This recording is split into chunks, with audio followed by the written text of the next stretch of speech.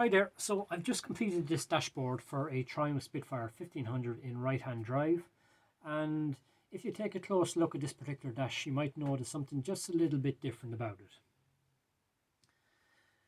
So that is that it's a one-piece dashboard. So I thought this might be a good opportunity to shoot a video just highlighting some of the positives and negatives of fitting a one-piece dashboard to your Triumph Spitfire or Triumph GT6. So this dash has been made in a Santos rosewood veneer which has been darkened down to the customer's requirements to match a steering wheel that he purchased. It has then been finished over this with a high build satin finish which has been buffed to this nice sheen here. So it's a non-mirror finish, non-glare, but there is a light sheen on it there. Okay, so the topic comes up every so often, whether it's a good idea or a bad idea to fit a one-piece dashboard to your Spitfire or GT6. Now, me personally, I like the look of a one-piece dashboard. I have a one-piece dash fitted in my Triumph Spitfire Mk1-3. I believe it gives a nice, cleaner, sleeker, neater appearance in the cabin of the car. Your eye line isn't broken up by the vertical brakes in the dashboard as you'd have with an original three-piece set. And yeah, I just think it makes for a lot sleeker, cleaner appearance. Now, if we take a look at an original three-piece dash set that you'll be familiar with for the GT6 Mk1 to Mk3, although that was a different layout for gauges and switches obviously, and for the Mk4 to a 1500, which this one is. So first and foremost, the reason why the dash was made in 3 panels was for ease of access. So the center panel has 4 external fittings, 4 external screws that simply need to be removed, and you can remove the center panel. So that allows you access to the rear of the dashboard, to the wiring, heater controls, heater piping, etc., and also access in behind the back of the gauges should you need to do any repairs or any fixing on those. So that's first and foremost why the center panel is removable. You'll see this too in some cars in the 1960s. Some Jaguar models actually have a drop-down center panel that's hinged. Again, this allows for access in behind the rear of the dash because, as we know, with Lucas wiring, things inevitably will go wrong. You're going to need ease of access in behind the dashboard. Then secondly, another reason was the center panel, apart from some slight variations of warning lights. You could have 2 warning lights, 3, or even up to 4 for some export models. The center panel stays the same, it's standard. So it's the driver and the passenger panels that rotate and are separate machinings depending on whether the car is a left or right hand drive. So the center panel stays the same. So that makes for ease of manufacturing. You don't need extra jigs or equipment. The center panel stays the same. It's just the 2 outer panels that need to be machined for the particular left or right hand drive model.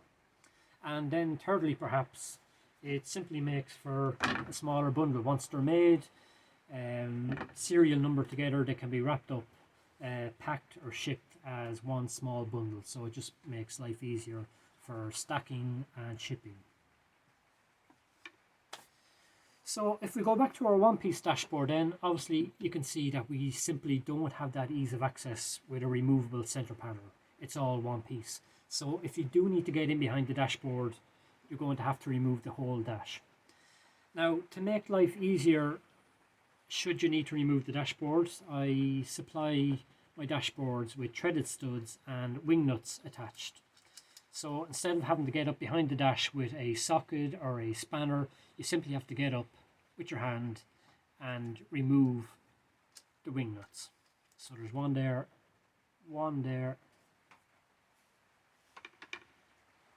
one there, and one there. So there's 4 wing nuts in total and 2 external screws above the heater controls.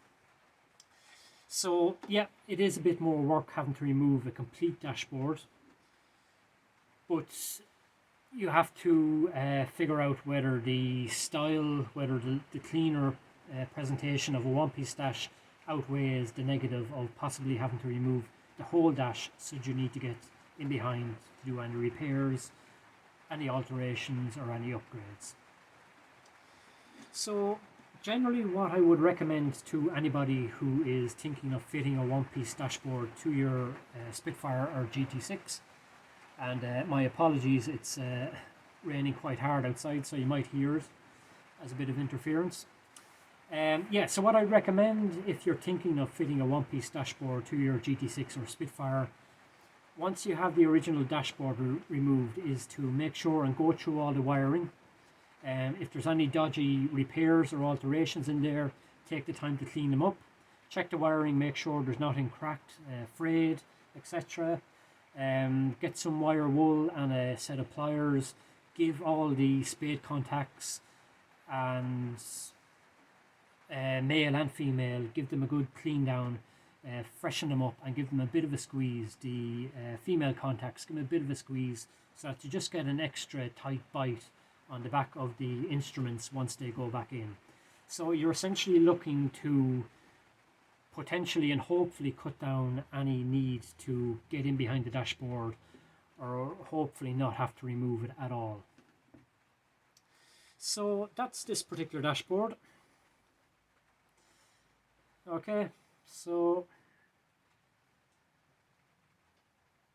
like I say, to me it presents a far cleaner, sleeker appearance. I have one fitted in my own Spitfire.